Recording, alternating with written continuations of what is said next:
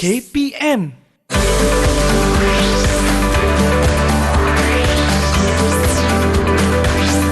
Didik TV KPM.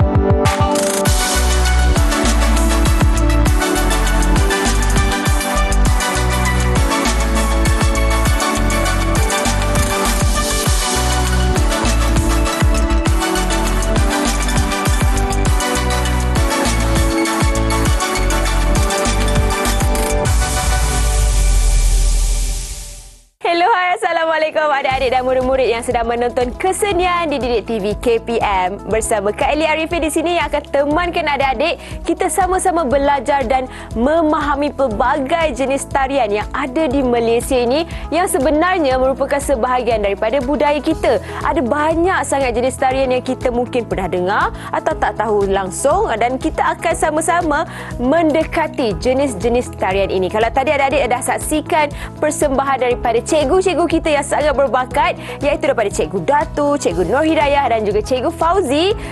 Kejap lagi kita akan lebih kenal lagi jenis tarian ini, tapi sebelum itu kita saksikan profil guru dahulu.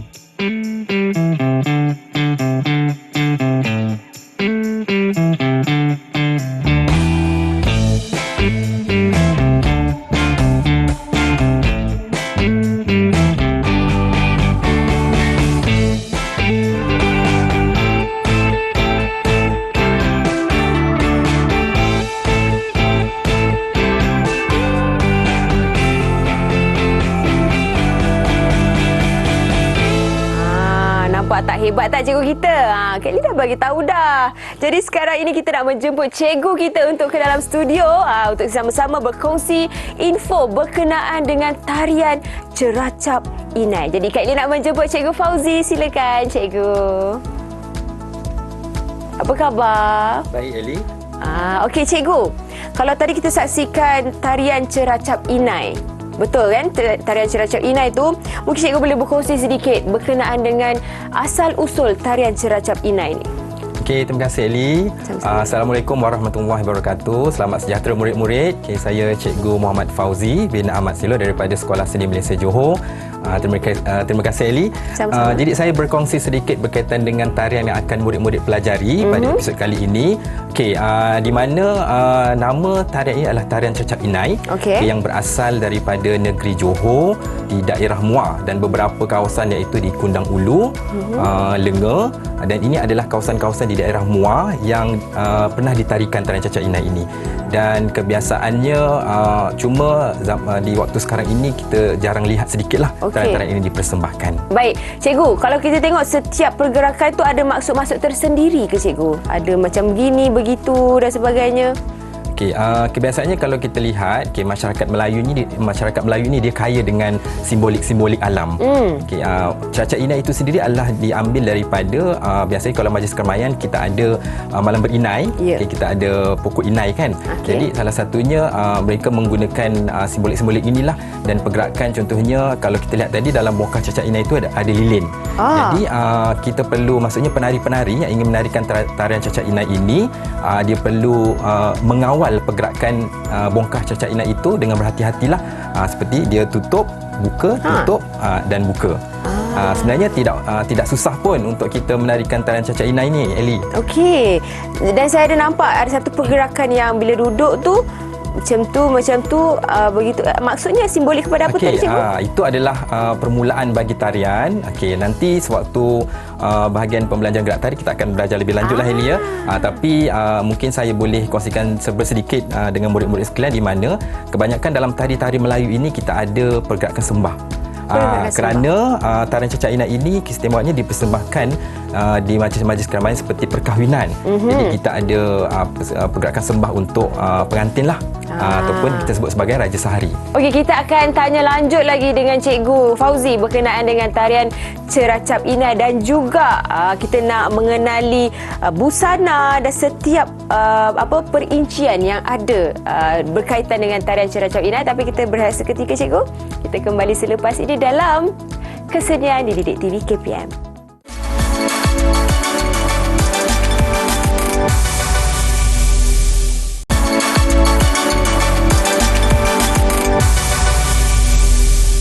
Kembali di Kesenian Didik TV KPM bersama Kak Eli Arifin di sini. Ya, adik-adik, seperti mana yang kita mengenali dan belajar berkenaan dengan tarian Cercap Inai ini yang berasal dari Muar Johor. Kalau adik-adik boleh nampak, Kak Eli sekarang ini berpakaian lengkap busana yang berkaitan dengan tarian Cercap Inai. Inilah dia lambang kemegahan tarian Cercap Inai. Semestinya kalau tarian, kita mesti pastikan penari itu mengenakan imej yang sesuai dan memang melambangkan ataupun menjadi simbolik kepada tarian tersebut. Jadi sekarang ini kita ada model-model kita yang cantik di depan ni. Kita ada Cikgu Nur Hidayah dan juga Cikgu Datu. Bersama-sama kita juga Cikgu Fauzi untuk menerangkan dengan lebih terperinci berkenaan dengan busana tarian Cercap Inai, Cikgu. Ya, Eli. Baik, Cikgu mungkin boleh terangkan juga tentang props ataupun sedikit perincian yang ada di atas bongkah ni, Cikgu. Okey, Eli, kita pergi dahulu kepada busana terlebih dahulu. Maksudnya busana ini adalah kalau kita ikutkan adalah pemakaian daripada kepala hinggalah ke kaki. Okey, jadi kalau kita lihat, kita pergi kepada busana perempuan dahululah, yang di mana yang Eli dan juga Cikgu Hidayah pakai. Okey, kita mengenakan busana baju kurung teluk belanga. Busana baju kurung teluk belanga ini sangat terkenal di negeri mana, Eli? Negeri Johor semestinya. Betul. Ya, murid-murid, kalau kita lihat, ini adalah pemakaiannya lah. Cikgu Eli dia mengenakan busana teluk belanga hijau merah, hijau oren, dan Cikgu Hidayah biru kuning. Dari segi warnanya terpulang kepada mungkin guru-guru dan juga murid-murid lah untuk mengenakan warna yang bersesuaian. Dan kalau kita lihat dari segi pemakaian busana ini, dia ada mesti bersamping ataupun berkain dagang. Ini untuk perempuan. Kain dagang ini adalah kain yang datang, maksudnya selain daripada kain sarung yang dipakai di bahagian dalam lah. Okey, selain itu dikenakan juga rantai. Seperti yang Eli lihat ni di dada tersebut. Dan juga satu kain yang diletakkan pada bahu, disebut sebagai tetapan. Ada maksud yang tersendiri ke, Cikgu, setiap prop ataupun aksesoris yang kita pakai ni? Okay, jika dilihat sebenarnya tidak ada, maksudnya bukan tidak ada maksud, cuma kita lihat pemakaian busana ini adalah mengikut kepada gaya yang biasa dikenakan oleh wanita-wanita ataupun perempuan-perempuan di negeri Johor. Baik, dan juga saya tertarik dengan sanggul, cucuk sanggul yang di kepala Cikgu Nur Hidayah, dan juga saya juga memakai cucuk sanggul ni. So, kalau Ellie lihat dan murid-murid lihat di kaca TV, Cikgu Hidayah dia mengenakan sanggul Johor, iaitu nama dia adalah lebah gantung. Lebah gantung. Lebah gantung. Lebah gantung. Ya, betul. Baik. Jadi masyarakat Melayu ni kaya dengan simbolik-simbolik alam. Jadi kalau kita lihat dia seperti orang kata sarang lebah tergantung. Jadi ini adalah salah satu dari segi kita sebut sebagai sanggul yang terdapat di negeri Johor lah. Kalau kita pakai 5, cucuk sanggulnya 3. Dan dia mesti ganjil ini, tak boleh genap. Okey, untuk busana lelaki yang dikenakan oleh Cikgu Datuk ini dan juga saya, kami juga mengenakan baju kurung teluk belanga juga. Ini adalah memang gaya pemakaian di negeri Johor lah bagi kaum lelaki di negeri Johor lah kebiasaannya, dan kita bersamping di dalam dengan lipatan tindih kasih. Tindih kasih. Namanya adalah lipatan tindih kasih, di mana kalau kita lihat lipatan itu seperti kita kalau kita bersolat, tangan kita adalah tangan kanan berada di hadapan. Itu adalah teknik dia. Disebabkan macam saya katakan tadi, dia adalah untuk persembahan pentas, so kita kenakan rantai. Kerana macam kalau kita lihat sebab kita persembahkan ini adalah untuk pengantin. Jadi bila persembahan untuk penonton tersebut, kita ambil gaya pengantin lah. So kita ada rantai bersongkok, dan juga ada brooch, kerongsang tu di atas kepala yang bersesuaian lah. Baik, okey, kalau kita lihat dekat tangan Cikgu Datuk ada, ni panggil apa tu Cikgu namanya? Ini yang saya katakan tadi adalah alatan tarian dalam tarian Cecak Inai yang disebut sebagai Ceracap Inai. Ceracap Inai. Okey. Dipercayai pada zaman dahulu dia menggunakan kayu inai. Kayu inai untuk membuat bongkah tersebut. Kalau kita lihat dekat atas itulah, dan dia dilengkapi dengan 4 penjuru lilin.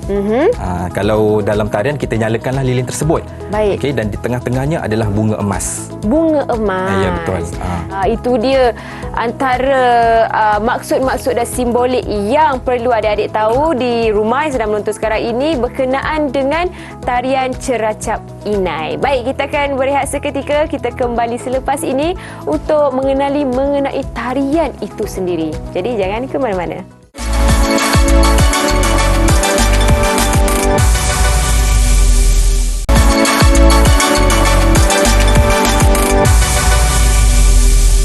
Kembali di kesenian Didik TV KPM, adik-adik dan murid-murid yang sekarang ini sedang menonton Kak Ellie Arifin di sini.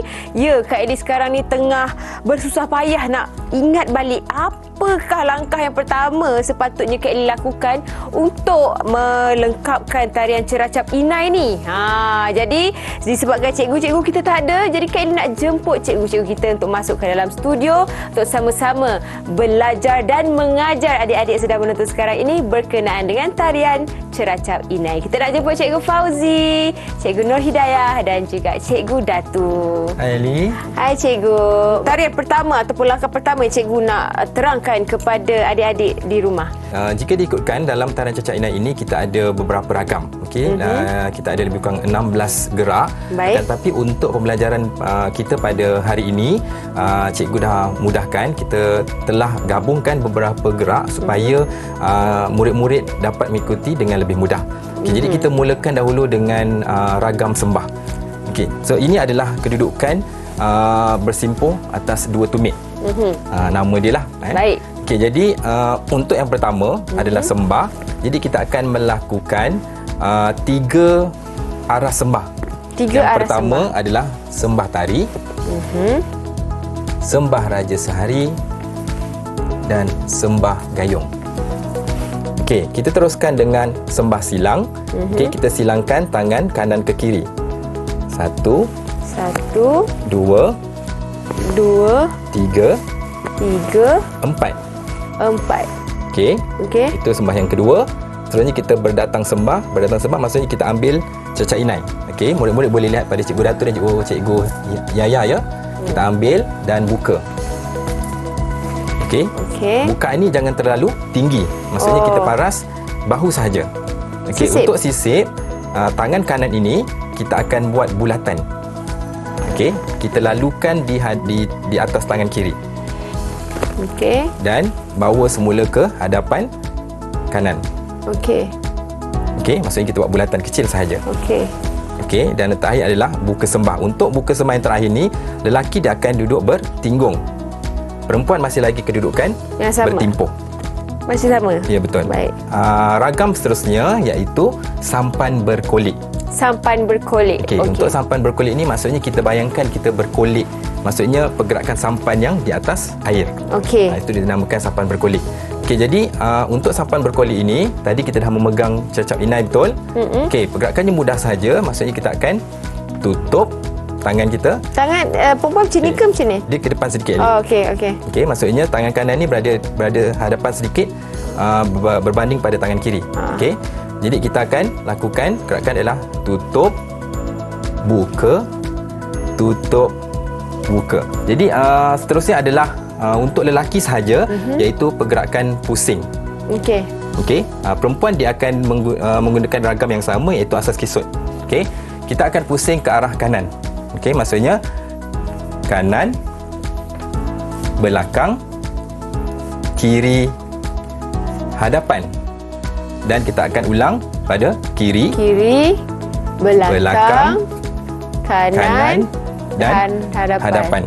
Okey, maksudnya lepas ini kalau kita akan buat ragam buka, sembah dan terus bangun ke atas. Okey, dan lelaki akan buat posisi kuda-kuda. Okey, so ini adalah posisi kuda-kuda lah. Perempuan? Lelaki.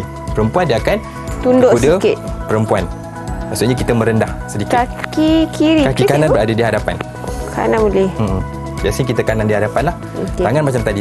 Tangan seperti sampan berkolik. Okey. Dan untuk lelaki boleh adik saya dan juga Cikgu Dato'. Okey, ragamnya sama saja, Ali. Maksudnya kita akan tutup, Macam ni. tutup, buka, Buka. tutup, buka. Lepas tu kaki kiri pula ke hadapan. Tutup, buka, tutup, buka. Nama ragam ini adalah sampan berkolik tinggi. Okey, kita dah nak habis dah sebenarnya. Okey. Sebab ragam dalam tarian cercap inai ini dia sama sahaja, cuma perbezaannya adalah dari segi aras. Baik. Sebenarnya. Seterusnya adalah ragam bertentang. Okey, serang bertentang.